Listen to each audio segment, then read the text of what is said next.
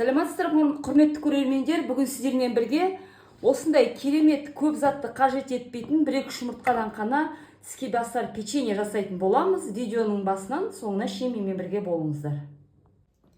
Қамырымыздан бастаймыз. Бізге осындай 4 жұмыртқамыз керек. Жұмыртқалар жуылған. Енді жарып, ағы мен сарысын бөлектеп аламыз.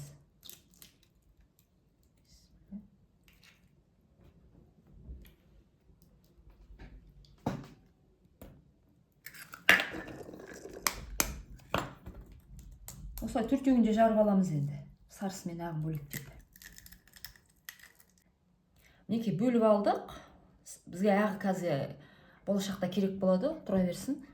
4 сарысы. Біз бірінші неке бізде примерно где-то 200 граммдай май бар. Сармай, үйдің майы болады, дүкеннің әдемі сармайларынан жасауға болады. Бисмилля. Енді ертіп та құюға болады. Енді өздеріңіз білесіздер. Осылай кішкене комнатный температурада болғанда да салуға болады. Енді біз осыған жаңағы 4 жұмыртқаның сарысын саламыз. Бисмилля деп. Енді кішкентай қана тұз салайық. Неке азғантай қана. Келесіде бізде дүкеннің қаймағы, енді үйдікі бізде қалада әзірше болмай тұр.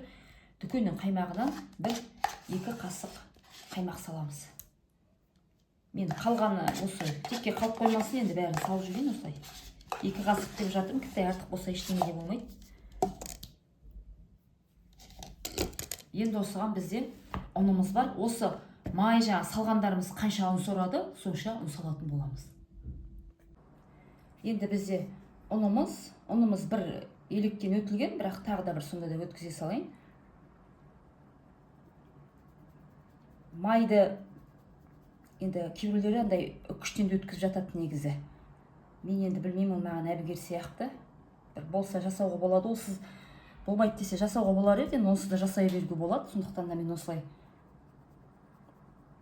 майын өзінен ештеңе ертпей, ештеңе істемей осылай жасап жатырмын. Енді осы ұнымызды қазір өстіп еріп былай. Енді қалай ішіндегілермен араластырып кәдімгідей қамыр жасайтын боламыз. Оны әлі аздау екен. Салып жүретін боламыз. Егер де көбірек жасайын десеңіздер, осыдан 2 есе қылып салуға болады.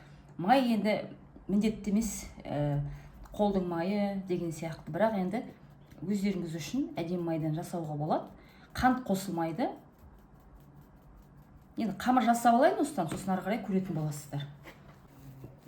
Неке осындай әдемі қамыр пайда болды, қолға жабыспай. Қатты ұстай беруді аяп тұрмын енді. Мұздай болып тұр, мен кеткен мұздай майдан істегем, кішкене комнатный температура қойын, қатты еріп кетпеген. Егер де осылай холодильникке осы алып салам десеңіздер, өздеріңіз білесіздер. Мен енді уақыт өткізбей, осыны бірнеше бөлшектерге бөліп, дөңгелете алғым келіп тұр, салмай холодильникке, себебі мен кішкене салқындау майда жасадым. Ал енді ары қарай кеттік. Қамырымызды бірнеше бөлшекке бөліп аламыз. Енді сіздер өздеріңіз білесіздер. Енді өте үлкен қылса тағы да онша болмайды шығатын шығар, наверное. Бір қанша 25-30 граммдай жобасында шығар жасаймыз. Бір-екеуін жасап көрсетейін. Көлем үлкеннің қандай болатын. Ойлаптым, осы жетіп қалатын шығар деп. Осылай. Енді өлшемегеннен кейін түрлері кішкене бір үлкен бір кіттай болып кетуі мүмкін. Енді ештеңе етпейді. Қонаққа жасап атқан жоғым, үйге жасап жатырмын. Егер қонаққа жасайтын болсам, мүмкін бәрін бірдей қылып жасармын. Осыдан қанша бөлік шықты, қазір қарайтын боламыз. Кішкентай қалды, оны бөліп қосып жүрейін. Кіттай дегендерге қосып.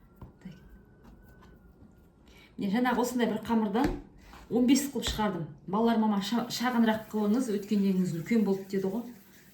Соны кішкентай қылып, осылай барлығын дөңгелетіп аламыз. Енді үлкен қылуға да болады ғой. Бірақ печенье сияқты нәрсе болғаннан кейін шамалы шағын болсын деп жатыр мына кісі. Мама өткенде сіздікі чебірекі сияқты үлкен болып кетті ғой. Осылай барлығын дөңгелетіп аламыз. Неке осындай 30 дана шықты. Енді біз қазір ішіне салатын салмасын дайындағанша кішкене холодильникке сала тұрамыз. Бізде бисмилля деп жаңағы 4 жұмыртқаның ағы. Енді айтады негізі әдемі болып көпіру үшін кішкентай ғана тұз салу керек дейді. Көп емес енді, мынандай ғана. Кішкентай ғана бисмилля деп салайық. Менде неке. Енді мынау бізде қант. қантты 200 грамм салу керек. Мен 200 грамм салмай, мен где-то бір 180-150 грамм салып жатырмын. Себебі өте тәтті болып кететін шығар деп ойлап тұрмын. Сіздер енді тәтті қылғыларыңыз келсе 200 грамм салыңыздар. Енді ақырындап осыны 3-4 бөлікке бөліп, жұмыртқамыз көпіргенше әдемілеп тұрып нетіп аламыз. Блендермен миксерлеп аламыз. Неке, осылай болып шықты, көрдіңіздер ме? Осындай. Енді мен жаңа біреуін істеп салып қойдым, шыдамай видеоға түсіретін адамдар келгенше. Енді міне жаңа холодильникте тұрған, енді шетінен аламыз да, бесіне деп. Осыны ақырын жаятын боламыз. Тұрды, енді шаруамыз істегенше тұрды. Қолымыз босағанша тұра берсін дедік, енді артық болмайды шығар деп. Осыны мен ұн жаққан жоқпын негізі. Осылай өзін ғана сатын бола, жаятын боламыз. Жұқалау болсаңыздар, тіптен жақсы болады. Енді формасы бірдей болады деп айта алмаймын енді. Себебі ештеңе мен кесіп, ештеңе істеп жатқан жоқпын. Осылай жетіп жатыр. Өте толтырсақ, шетінен шығып кететіні бар. Өткен үлкен қасықпен қызығып салып, шетіне кішкене шығып кетті. Осылай кішкентай қасықпен толтыр салсаңыздар жетіп жатыр. Енді осыны біз қазір бұлай кәдімгідей анау чебуреке жасаймыз ғой, неге? Етпен, піскен етпен. Сондай сияқты жасаймыз. Сосын ортасын бұлай.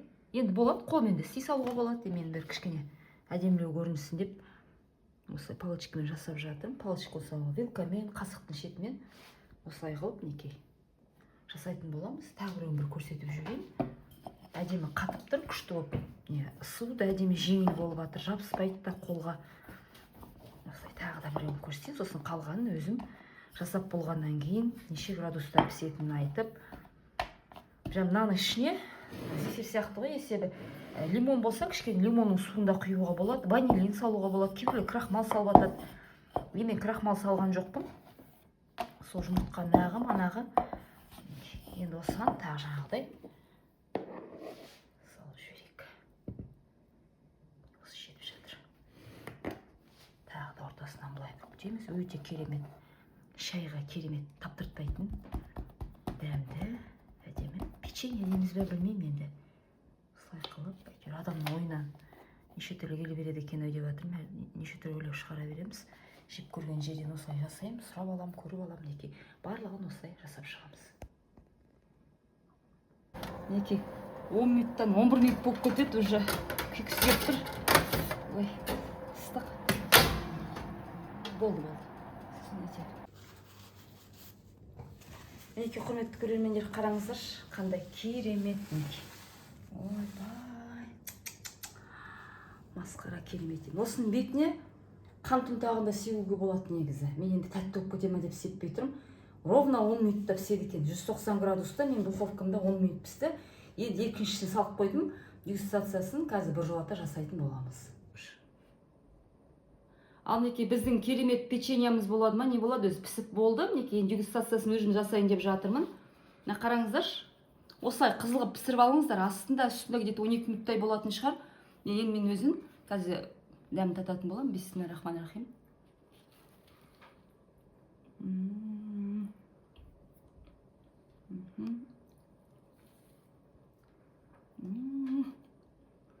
Қараңыздар.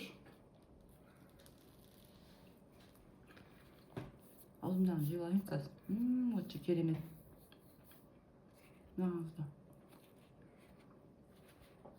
Құрметті көрермендер, тоқтамай тұрып жеп жатырмын, осы қайта-қайта толтырып аузымды. Өте керемет болып пісіп шыққан. Дәл осы мен рецептімен жасап міндетті түрде көріңіздер. Маған подписка жасап, лайк басып кетіңіздер. Жасап көрсеңіздер, айтыңыздар қалай шыққан.